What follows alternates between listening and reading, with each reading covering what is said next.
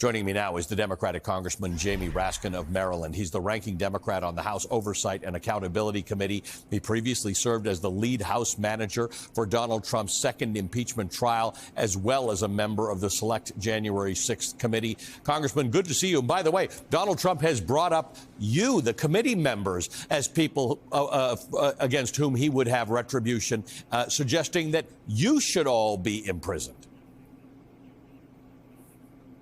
Well, then Michael Cohen has sent shivers down a lot of spines talking about how, he believes that Attorney General Barr and Donald Trump were directly involved in the order to keep him in prison when everybody else was with nonviolent offenses in his category were being released in COVID-19, and then had him put in solitary confinement when he refused to sign a statement saying that he would not exercise First Amendment rights against Donald Trump. Essentially. So, this is a very serious business when you've got Trump running around the country talking about centralizing all Department of Justice authority under him.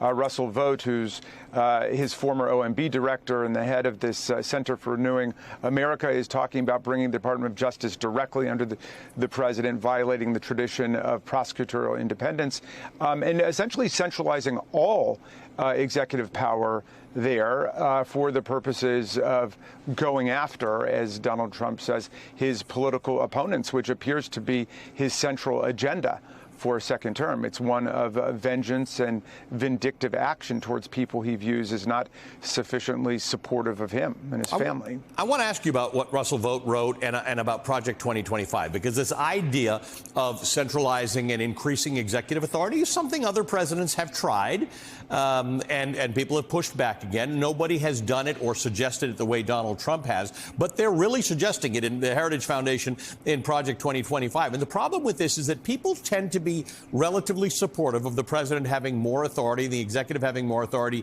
if it's their president, if it's the person they voted for. But this is actually a really dangerous matter. If you can, because you're so good at explaining these things, let our viewers understand, why is it dangerous that the president wants what some people would say incremental executive authority, but that it throws our balance of checks and balances out of whack? Well, I like to think about the Sharpie and the hurricane when Donald Trump tried to override, and in some sense did override, the scientists at NOAA and the National Weather Service, saying, no, the hurricane is going to be hitting Alabama, causing mass confusion and chaos, both in the places where the hurricane was going to hit and then Alabama where it was not going to hit.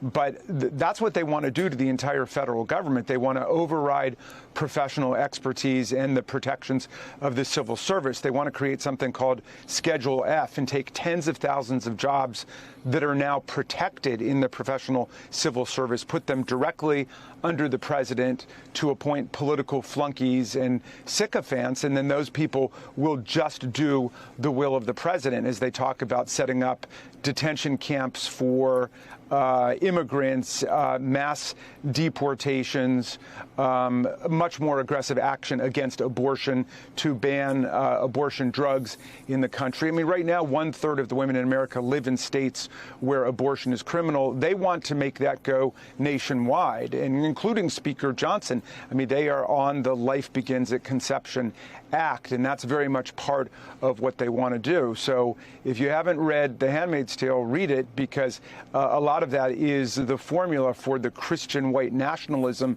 that they want to make a central feature of federal government action. You know, when we spoke to Margaret Atwood about this on our band book club, and she said when she wrote this book in 1985, people said, that's never going to happen, and it's certainly never going to happen in America. And you're actually right. Handmaid's Tale is now a handbook for what Republicans want to do. You mentioned Speaker Johnson. Last week, he appointed the Pennsylvania Congressman Scott Perry and the Texas Congressman Ronnie Jackson, two very close and loyal allies of Donald Trump, to the House Intelligence Committee. As you know very well, Representative Perry has been implicated in the events leading up to January 6th. Now, when asked why he chose Scott Perry, considering his ties to Donald Trump's effort to overturn the election, I was gobsmacked by this. Speaker Johnson told NBC News, I'm quoting here, he said, I think that's all behind us.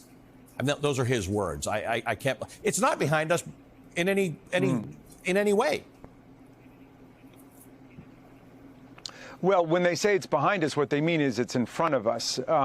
It's a characteristic of fascist political parties that they don't accept the outcome of democratic elections that don't go their way. And already Donald Trump is beginning to repeat the nonsense about how the only way he could lose is if the election is stolen from him. And so they're trying to set people up precisely for January 6th type actions in different parts of the country and assaults on the electoral process and the electoral system.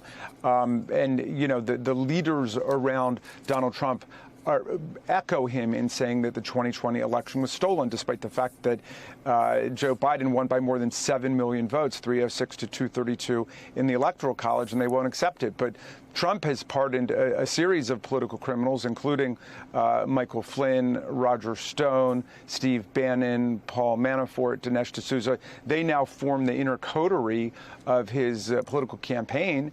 And Trump is saying he will pardon all of the January 6 hostages, or political prisoners, as he sometimes calls them. And these people will be the political shock troops for other kinds of violent actions. These are people who've been convicted of violently assaulting our police officers and trying to overthrow the 2020 election. Let's talk about retribution for a moment. There's one thing, pardoning these people is one element. The other one is that Donald Trump continues to say, and his acolytes continue to say in various different ways, they are going after people who have opposed them. Now, those people could be, as we said, people like you, the Michael Cohens of the world, journalists, critics, opposition leaders, people who run against him, prosecutors, judges, witnesses, jurors. That list could be quite long, and Donald Trump has said it. Kash Patel has said it. Others have said they will go after people. You're a very sober, lawyer who understands what the powers and limitations of the executive branch are. Tell me, are you worried about this retribution concept playing out? Well, sure, because it's been central to authoritarian destabilization of liberal democracies all over the world.